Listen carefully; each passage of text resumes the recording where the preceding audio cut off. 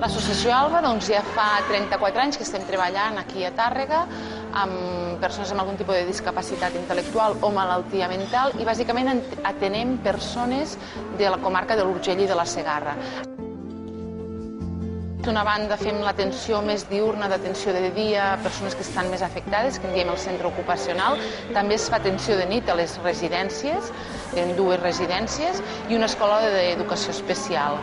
I després hi ha la part més empresarial, que és la part d'ocupació laboral, on oferim feina a les persones, que una de les activitats és el Gat del Rosal, que és on estem ara, el restaurant. Aquest restaurant ha servit com a obertura a la ciutat de Tàrrega.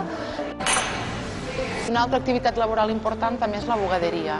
La bugaderia és una bugaderia industrial on netegem roba de CAPs, d'hospitals, de restaurants, bàsicament empreses que tenen molt volum de roba.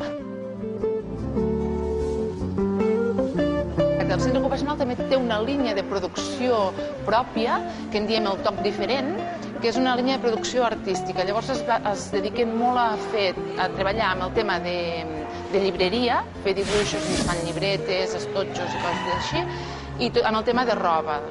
I que és una bona oportunitat per demostrar les seves capacitats artístiques. Amb nosaltres pots col·laborar o bé fent-te soci, els socis paguen una quota anual, també pots col·laborar fent-te voluntari i també a nivell, una col·laboració puntual econòmica.